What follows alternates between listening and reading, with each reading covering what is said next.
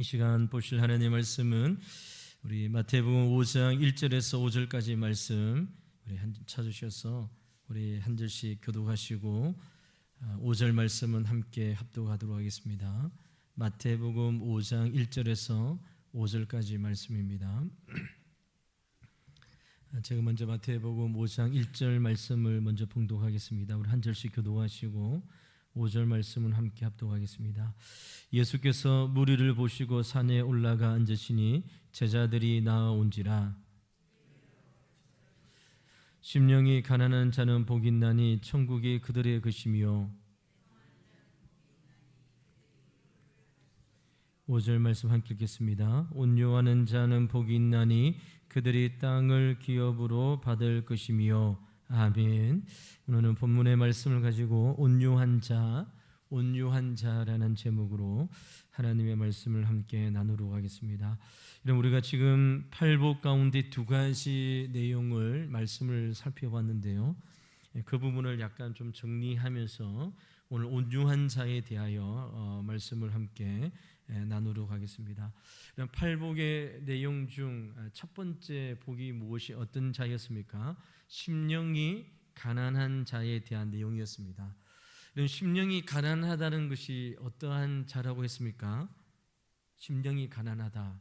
하나님 앞에서 아무것도 할 수 없다라고 생각하는 자, 또 하나님 앞에서 나는 아무것도 아니라고 생각하고 고백하는 자가 심령이 가난한 자라고 했습니다. 그리고 여기에 머무른 것이 아니라 나는 할 수 없으되 하나님만이 하실 수 있다, 이것을 아는 자가 심령이 가난한 자라고 했습니다. 여러분 2주 전에 했는데요. 기억나시죠? 심령이 가난한 자가 이런 것이었습니다. 그런데 심령이 가난한 자는 반드시 애통한 자로 살아갈 수밖에 없습니다. 그래서 이런 팔복에 나와 있는 이 복들이 하나하나 끊어진 복이 아니라 모든 것이 연결되어져 있는 것인데요. 이런 심령이 가난한 자, 나는 하나님 앞에서 아무것도 아니다, 나는 하나님 없이는 한순간도 살아갈 수 없는 자가 천국을 소유한 자고, 그러한 마음으로 살아가는 자는 어떠한 자라고요? 삶 속에 애통하고 눈물 흘리는 자라고 했습니다. 왜냐하면 우리가 살고 있는 이 땅에서의 삶이 영적인 전쟁이기 때문이라고 우리가 살펴봤는데요. 비록 우리가 하나님의 은혜로 말미암아 예수 그리스도 안에서 우리 모든 죄가 사해진 것은 사실이지만, 그러나 우리가 아직 영원히 완성되어지지 않았기 때문에 우리의 삶의 완성을 향해 나아가는 자로 있기 때문에 우리는 아직까지도 부패성을 가지고 있기 때문에 우리는 우리의 삶을 통하여 애통하고 눈물 흘리는 자로 하나님 앞에 선다고 했습니다. 사도 바울의 고백처럼 로마서 7장 24절 말씀, 오라 나는 공고한 사람이로다, 누가 이 사망의 몸에서 나를 건져내랴. 이게 사도 바울의 고백과 애통의 마음이었죠. 하나님의 은혜로 구원을 받았습니다. 그런 하나님의 놀라우신 십자가의 은혜를 경험했습니다. 그럼에도 불구하고 우리는 아직 완성되지 않았기 때문에 믿음의 삶을 살아가는 우리에게 이러면 우리의 부패성, 이 사망의 몸에서 우리가 하나님의 말씀을 들을 때는 하나님의 말씀대로 살아야 되겠다 결단하고 또 이 자리를 일어나지만, 우리의 삶의 현장에서 우리의 육신이 연약하기 때문에 쓰러지고 넘어지는 우리의 모습을 보면서 하나님을 믿는 성도들, 심령이 가난한 성도들은 하나님 앞에 눈물 흘리며 애통하는 마음으로 살아간다, 이렇게 말씀을 함께 나누었습니다. 영적인 싸움을 싸워 나가면서 우리의 부족함, 우리의 연약함, 우리의 죄성이 나타날 수밖에 없기 때문에 애통하고 눈물 흘릴 수밖에 없는 것이 바로 산상수훈에서 팔복에서 말하는 예수님의 애통하는 마음이라고 했습니다. 그런데 오늘 우리가 보게 되는 온유함은 심령이 가난한 자 그리고 애통하는 자에게 있어 자연스럽게 따라오는 어떤 내용이라는 사실 우리가 기억해야 되는 것이죠. 여러분, 다시 말해서 심령이 가난하여 애통할 수밖에 없는 자는 반드시 온유할 수밖에 없음을 우리에게 말씀하고 있습니다. 이런 구조를 통해서 우리가 놓치지 말아야 할 것이 있습니다. 그것이 무엇입니까? 이 온유함 역시 하나님의 백성에게만 주어지는 열매이다. 우리가 이렇게 말씀을 생각해 볼 수 있죠. 그래서 오늘 본문에 온유하는 자는 복이 있나리라고 말을 할 때 이 온유함을 세상적인 관점에서 성격이 온순하고 화를 잘 내지 않고 온순한 사람, 그 사람을 가리키는 것이 아니냐, 이렇게 우리가 생각할 수 없다는 것이죠. 산상수훈에 나와 있고 팔복에 나와 있는 모든 말씀은 이런 산상수훈 5장 1절의 말씀 가운데 이런 많은 사람들이 예수님 주위에 몰려들었을 때에 제자들에게 예수 그리스도의 복음을 믿고 하나님의 자녀들에게만 해당되어지는 복에 대한 내용이다라고 우리가 서론에서 우리가 살펴보았습니다. 그래서 이 부분에 나와 있는 오늘 우리가 살펴볼 온유하다, 이것을 나는 태어날 때부터 마음이 부들부들하고 온유하고 이러한 차원의 성격이 아니라는 사실을 우리가 말씀을 통해서 이제 살펴보려고 합니다. 오늘 말씀을 먼저 오늘 말씀을 통하여 온유함이라는 것이 무엇인지, 온유함, 여기서 단어를 한번 살펴보려고 하는데요. 성경에서 온유하다 이 말을 이제 번역할 때 원래 히브리어 말에는 가난하다라는 말이 뜻이 담겨져 있습니다. 따라서 이러면 온유하다는 말은 이런 영적으로 가난한 처지에 있는 자가 마땅히 가져야 할 자세를 가리킨다, 이렇게 우리가 말씀을 우리가 볼 수 있는 것이죠. 그래서 여러분, 하나님 앞에서 심령이 가난한 자, 하나님 앞에서 나는 아무것도 아님을 아는 자가 이러면 하나님 앞에서 애통하게 되시고 눈물 흘리게 되시고, 그 눈물 흘린 자가 하나님의 뜻 앞에서 온유한 자로 살아가는 그러한 연결고리가 있다는 사실을 우리가 먼저 기억하게 됩니다. 그런데 여러분, 여기서 중요한 이 온유함이라는 것이 1차적으로 누구 앞에서 온유하는가 하는 것이 중요합니다. 누구 앞에서 온유한 삶을 살아가는가 하는 것이죠. 이런 성령이 말하는 가난함, 온유함은 사람과의 관계 속에서 온유함이 아니라 하나님 앞에서 온유함의 자세를 취하는 자를 가리켜서 온유하다는 것이죠. 이런 이 온유함에 대하여 오늘 예수님께서 산상수훈에서 말하는 이 온유함이 이런 시편 37편에 나와 있는 말씀을 예수님께서 말씀을 인용하시는데요. 이런 시편 37편의 말씀을 우리 한번 찾아서 같이 한번 보도록 하겠습니다. 여러분, 이 말씀은 중요한 말씀이니까 시편 37편 말씀을 한번 찾아보시기 바랍니다. 구약성경 828페이지입니다. 828페이지 시편 37편 11절 말씀, 예수님께서 이 37편에 나와 있는 11절 말씀을 인용하셔서 오늘 예수님께서 온유한 자는 복이 있나니 땅을 기업으로 받을 것이다 라고 말씀했는데요. 시편 37편 11절 말씀 같이 한번 읽어보도록 하겠습니다. 읽겠습니다. 그러나 온유한 자들은 땅을 차지하며 풍성한 화평으로 즐거워하리로다. 아멘. 이 말씀을 예수님께서 인용하시고 계시는데요. 시편 37편이 어떤 말씀의 흐름 가운데에 11절 말씀이 등장했는지를 우리가 살펴볼 때에 예수님께서 지금 말씀하시는 온유함이라는 것이 무엇인지 그 의미를 더 명확하게 알 수 있다는 것이죠. 그래서 여러분 37편 1절 말씀을 한번 보시기 바랍니다. 1절 말씀을 보면 악을 행하는 자들 때문에 불평하지 말며 불의를 행하는 자들을 시기하지 말지어다라고 시편 37편의 말씀이 시작되고 있습니다. 이 37편은 성령의 감동으로 다윗이 이 시편을 짓게 되어지는데요. 이 시편 37편의 시작이 무엇이라고요? 악인의 번영을 보면서 부러워하거나 혹은 악인과 의인을 비교하면서 의인의 삶은 왜 이런가라고 불평하는 그러한 사람들 가운데에 이런 다윗이 이 시편을 적고 있다는 것이죠. 이런 악인과 이 세상에 의인이 있습니다. 그런데 여러분, 이 세상의 악인과 의인들 가운데에 삶을 살아가는 모습들을 볼 때에 의인이 더 잘 살아야 되는 것이죠. 하나님을 믿는 성도들이 이 세상에서 더 누리고 잘 살아야 됩니다. 그런데 여러분, 이 세상의 삶을 보면 의인보다 악인이 더 잘 살고 더 출세하고 더 이 땅에서 많은 것을 소유한 자로 살아가는 모습을 보게 되어지죠. 이러한 모습을 볼 때에 예수님께서 온유함이 무엇인지를 이제 다윗의 시편을 통해서 이야기되어지는데요. 이런 우리도 이 다윗이 적었던 37편의 1절 말씀처럼 우리가 생각할 때도 있지 않습니까? 이러면 악인과 의인을 비교합니다.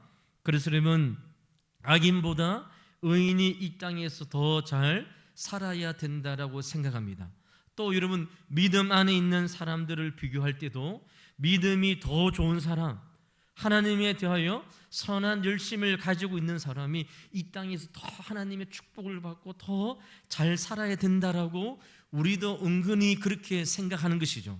어떤 면에서 믿음이 좋으면 좋을수록 이런 생각을 사람들이 가지고 있습니다.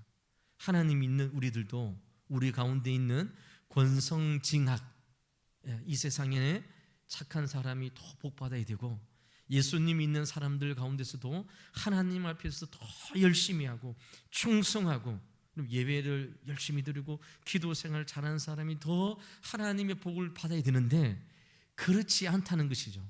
세상에 악인들이 더 득세하고 악인들이 더 잘 사는 것이 보이는 그러한 삶의 모습들을 보게 되십니다. 이 일들에 대해서 2절의 말씀을 통해서 무엇이라 말합니까? 2절 말씀을 한번 보시기 바랍니다. 그들은, 악인들이죠, 그들은 풀과 같이 속히 배임을 당할 것이며 푸른 채소같이 쇠잔할 것이미로다 라고 말씀하고 있습니다.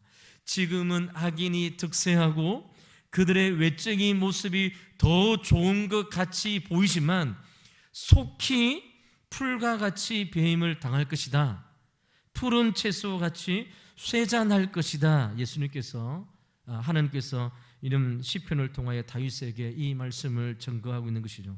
물론 여기서 속히라는 단어는 우리가 생각하는 가까운 시간의 개념이 아니겠죠. 하나님의 때에 하나님의 방법으로 이루어지는 그 때를 속히라고 이야기하는 것입니다.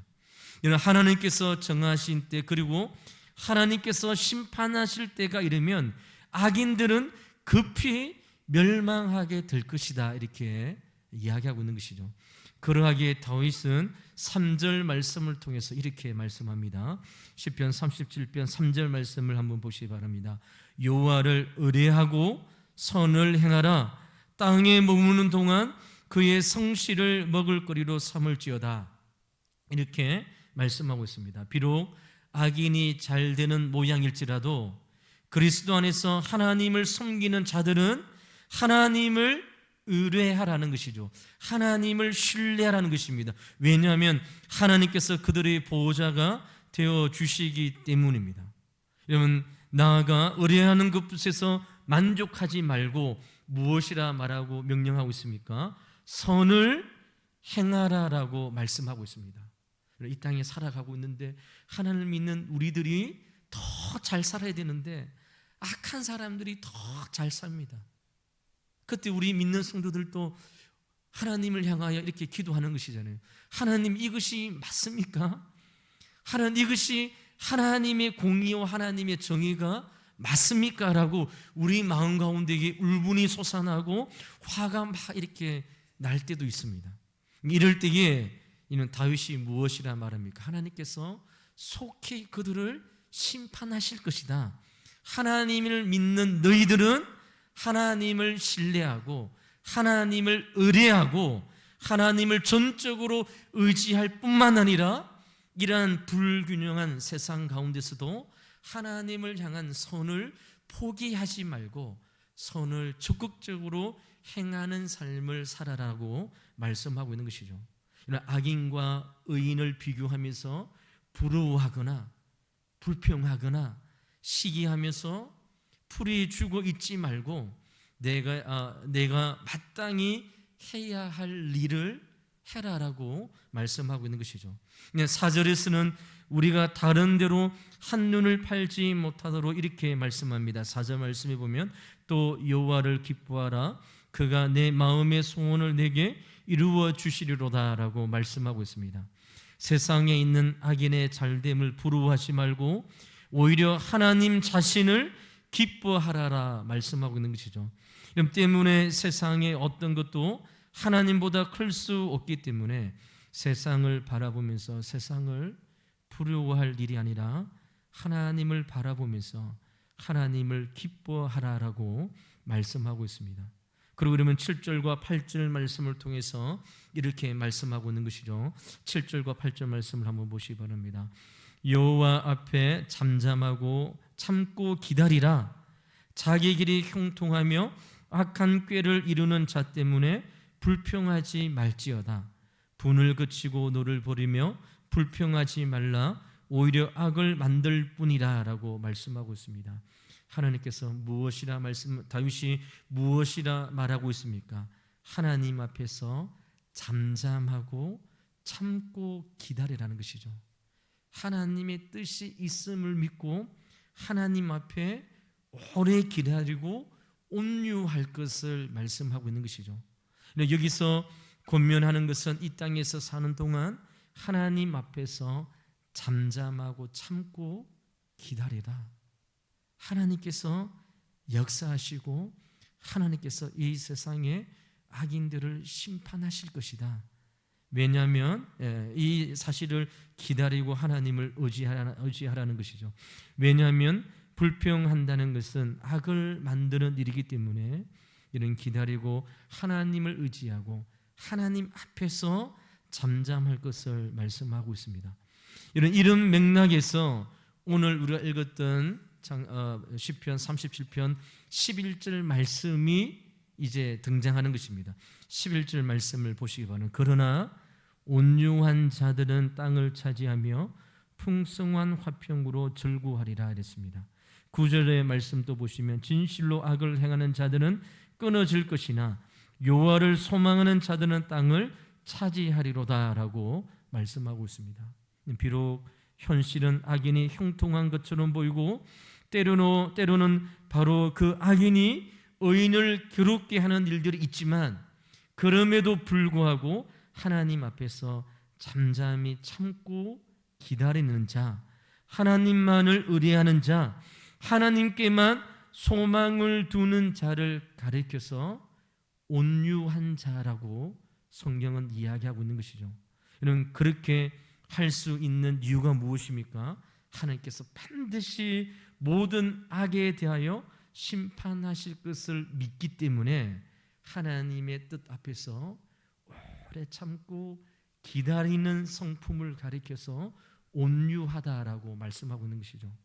여러분, 이것이 온유함이라고 하면 우리가 성품적으로 타고날 때에 여러분 나는 우유부단하고 좀 이렇게 부들부들해 이런 것이 온유함이 아니라 하나님의 뜻 안에서 하나님의 섭리를 기다리고 이러면 자신의 삶 가운데에 이러면 불균형이 있고 이 세상에서 여러분 예수 믿는 사람들이 세상 사람으로부터 불균형을 당하고 그리고 오름을 당하고 악인으로부터 의인이 고통받는 그때에도 하나님의 역사하심 하나님의 섭리를 기다리고 하나님 앞에서 오래 참고 기다리는 자를 가리켜서 온유한 자라고 말씀하고 있는 것이죠.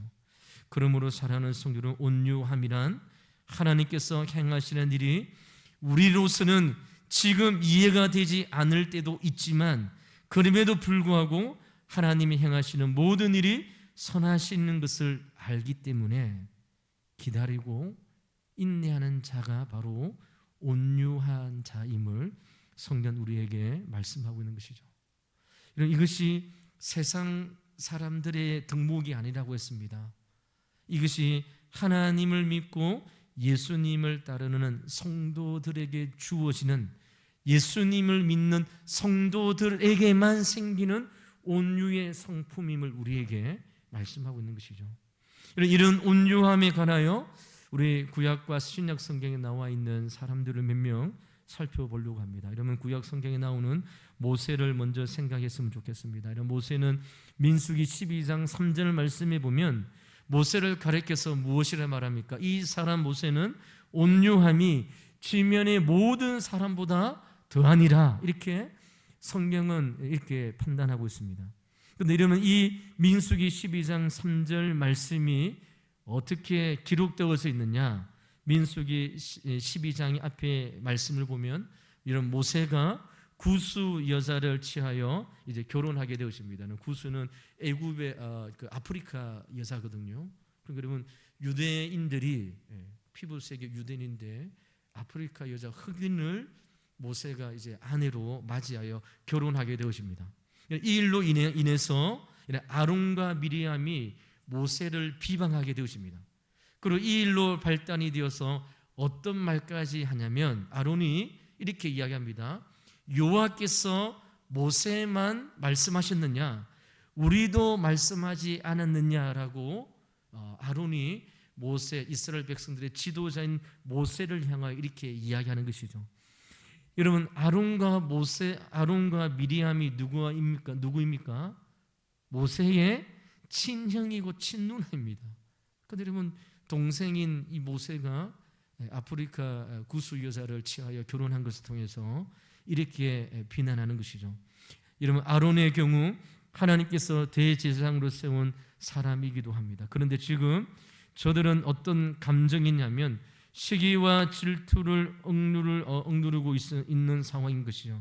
하나님께서 너와만 말씀하신다고 생각하지 말라라고 모세를 향하여 비난하고 비방하고 있습니다. 그런데 여러분, 하나님께서 이 일에 대하여 어떻게 처리하십니까? 모세도 선지자이지만 일반적인 선지자와는 다르다고 하나님께서 알려주십니다. 단순히 꿈과 환상을 통해서 하나님 자신의 뜻을 알리시는 것이 아니라 모세는 하나님을 대면하여 만난 사람이라고 이야기하는 것이죠. 우리가 성경을 통해서 하나님은 거룩하신 분이기 때문에 이런 시내 산에서 이스라엘 백성들 앞에 하나님께서 만나실 때에 이스라엘 백성들이 거룩하신 하나님을 만나면 우리가 다 죽게 되어지기 때문에 우리 말고 모세만 시내 산에서 하나님을 만나라고 막 이스라엘 백성이 덩등 밀거든요. 그러니까 여러분 하나님을 만난다는 것은 있을 수 없는 일인데 하나님께서 모세와는 대면하여서 하나님의 뜻을 알려준 자라고 하나님께서 이야기하는 것이죠. 그래서 아론과 미리암의 비방이 잘못된 것이라고 하나님께서 이스라엘 백성들에게 알려주게 되어집니다. 이런 잘못된 것이기에 하나님께서 특별히 미리암에게 우리가 알고 있는 것처럼 문둥병으로 한세신 병으로 징계를 내리기도 하십니다. 여러분, 여기서 우리는 아론과 미리암의 불평을 생각할 수도 있고 또 그들의 시기와 질투로 생각할 수도 있습니다. 그러나 이 일에 대하여 모세는 저들을 위하여 하나님 앞에 기도하였음을 우리는 알게 되어지는 것이죠. 그들의 죄를 용서해 달라고. 여러분, 자신을 비방하고 자신의 리더십권, 그러니까 여러분 하나님이 너만 만났느냐 이렇게 이야기하는 것은 이런 모세의 리더십을 인정하지 않는 것이죠. 그것을 고쳐주십사 하나님 앞에 기도했던 것을 알게 되십니다. 그런데 모세의 이와 같은 모습은 여기 한 번만 기록되어지는 것이죠. 이러면 출애굽 역사를 통해서 자주 그랬던 것입니다. 홍해를 건너고 수르 광야에 나올 때에 사흘 동안 물을 얻지 못하여 힘들어하게 되었을 때에 이스라엘 백성들이 얼마나 많은 불평과 불만을 쏟아냅니까? 뿐만 아니라 신광야에 이랬을 때에 먹을 것이 없어 이스라엘 백성들이 원망하고 불평을 막 쏟아냅니다. 그것도 무엇과 비교해서 불평을 합니까? 애굽에 있을 때에 자신들이 종살이를 하고 있을 때 그때의 삶이 더 좋다고 하나님께서 그들을 인도하여 주시고 이러면 출애굽을 통해서 그들의 몸을 자유케 해주셨던 것을 기억하지 않고 차라리 애굽에 있을 때가 더 좋았다라고 불평하는 그들에게 모세는 하나님을 향하여 기도하는 자로 늘 서 있는 것이죠. 그때마다 모세는 무엇을 했느냐? 하나님 앞에 기도하게 되십니다. 하나님의 은혜를 구하면서 닥쳐진 상황을 해결해 주십사 간구했습니다. 저들이 원망한다고 해서 모세도 원망한 것이 아니었습니다. 저들이 불평한다고 해서 똑같이 불평했던 것이 아닙니다. 저들이 원망과 불평을 하기 때문에 저들을 저주했던 것이 아니라 하나님 앞에서 기도하고 하나님께서 그들의 죄를 용서해 달라고 기도하는 자로 하나님 앞에 서게 되어지는 것이죠. 성경은 이런 모세를 향하여 온유함이 지면의 모든 사람보다 더하다라고 성경은 말씀하고 있는 것이죠. 이것이 하나님께서 말씀하시는 온유함입니다. 하나님의 뜻, 하나님의 섭리가 있을 것을 믿고 하나님의 뜻과 하나님의 섭리를 위해서 하나님 앞에서 그때를 잠잠히 기다리고 오래 인내하면서 하나님의 뜻을 기다리는 심령이 바로 온유함이라고 말씀하고 있는 것이죠. 여러분, 이런 온유함은 다윗의 인생에도 있습니다. 여러분, 다윗의 삶을 살펴보면 다윗이 압살롬의 그의 피해를 공격을 통해서 이제 도망갈 때에 이런 사울의 친족 중 한 사람인 시므이가 도망가는 다윗을 향하여 저주를 막 퍼붓게 되어집니다. 그때 다윗을 따르는 아비새라는 사람이 있는데요, 이런 아비새가 시므이가 다윗 왕을 저주하는 것을 가르쳐 듣고 이러면 아비새가 시므이를 가만히 놓아두지 않겠다, 내가 죽이겠다, 이렇게 이야기합니다. 이때 다윗이 뭐라고 했을까요? 이러면 자신의 사랑하는 아들 압살롬이 자기를 배신합니다. 아들이 왕이 되기 위하여 아버지를 죽이려고 다른 군사를 이끌고 이러면 다윗성에 찾아오는 것이죠. 다윗이 이 사실을 들고 이제 다윗성 뒷문으로 막 빠져나갑니다. 이때 다윗이 이렇게 사무엘하 16장 10절과 11절 말씀을 통해서 이런 아비새에게 이렇게 이야기합니다. 왕이 이르되 수르야의 아들들아, 내가 너희와 무슨 상관이 있느냐? 그가 저주하는 것은 여호와께서 그에게 다윗을 저주하라 하심이니 내가 어찌 그리하였느냐 할 자가 누구에게 있느냐 하고, 또 다윗이 아비새와 그 모든 신하 이르되 내 몸에서 난 아들도 내 생명을 해하려 하거든 하물며 이 베냐민 사람이냐?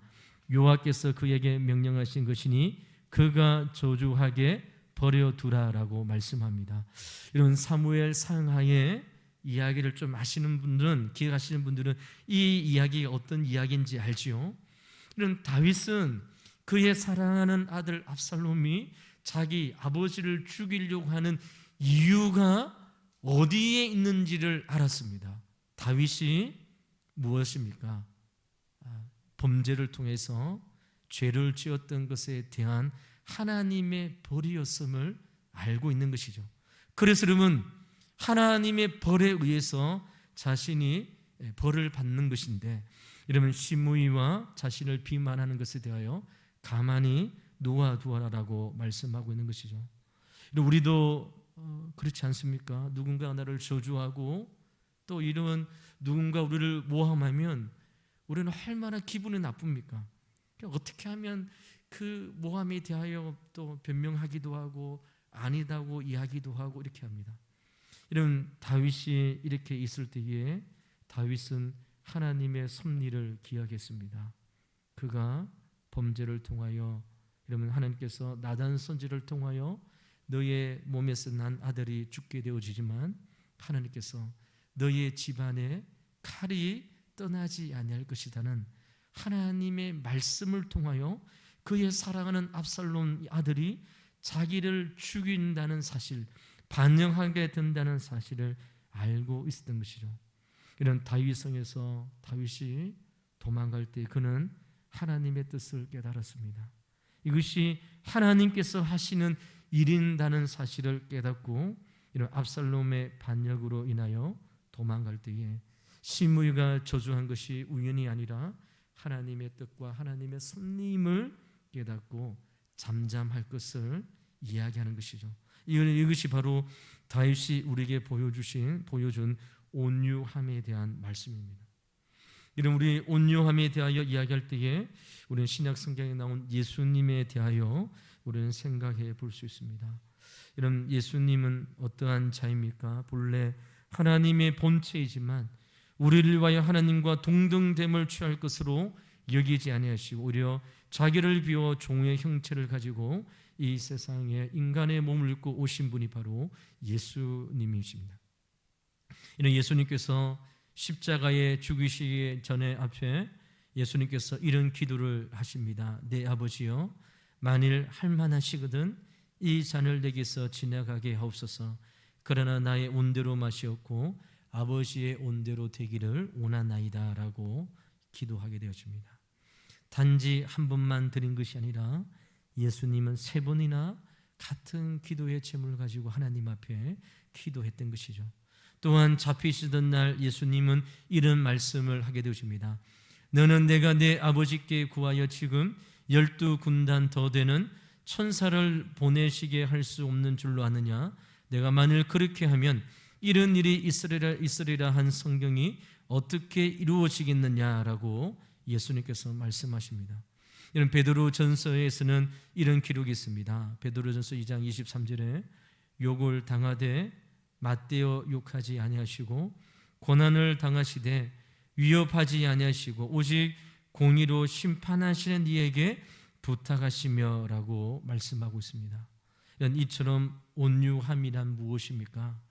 하나님 앞에서 잠잠히 하나님의 뜻을 기다림이 바로 온유함이라고 성경은 우리에게 말씀하고 있습니다. 죄에 대하여 애통하기 때문에 우리는 눈물 흘립니다. 애통하게 되어지죠. 사도 바울처럼 오라 나는 공고한 사람이로다 이 사망의 몸에서 누가 나를 건져내라 애통하며 눈물 흘리며 그러나는 주님 내 원하는 때 내 방법 내 시기에 모든 것이 이루어지는 것이 아니라 하나님의 때에 하나님의 방법으로 이루어질 것을 믿고 하나님 앞에서 잠잠히 하나님 때를 기다린 자를 가리켜서 성경은 온유한 자는 복이 있다라고 말씀하고 있는 것이죠. 여러분 세상 사람들을 볼 때에 성경이 말한 온유함이 얼마나 미련되어집니까? 세상은 이러한 자를 온유하라고 말하지 않습니다. 오히려 세상은 이러한 자를 여러분 어리석다라고 말씀하고 있는 것이죠. 전능하신 하나님이 살아계심을 믿고 하나님의 때에 하나님의 방법으로 역사하실 것을 믿고 하나님 앞에 오래 기다리는 것이죠. 때로는 지치고 때로는 눈물 흘리고 때로는 우리의 마음이 타들어가고 하나님께서 속히 이 모든 일들을 이루어 주시기를 원하지만 그러나 온유한 자는 하나님 앞에서 오래 기다리며 잠잠함으로 주님 앞에 서 있는 자가 바로 산상수훈에서 말하는 온유한 자임을 성경 우리에게 말씀하고 있습니다. 사랑하는 성도 여러분, 이런 하나님 앞에 잠잠히 기다리는 자, 이런 자의 하나님께서 우리에게 약속해 주신 축복이 무엇입니까? 땅을 기업으로 받을 것이다 라고 말씀하고 있습니다. 여러분 여기서 말하는 땅은 이 세상에 있는 땅을 이야기하는 것이 아니겠죠. 새 하늘과 새 땅이라 우리가 생각해 볼 수 있습니다. 이 땅에 살아가지만 하늘나라의 새 하늘과 새 땅을 소유한 자도 이 세상의 삶을 살아가는 것이 주님께서 우리에게 주신 하나님의 은혜의 약속임을 우리에게 말씀하고 있습니다. 이런 오늘 본문 시편 37편 11절 말씀을 다시 한번 보시기 바랍니다. 그 말씀에 보면 그러나 온유한 자들은 땅을 차지하며 풍성한 화평으로 즐거워하리로다라고 말씀하고 있습니다. 이런 전자보다 후자가 더 강조되고 있습니다.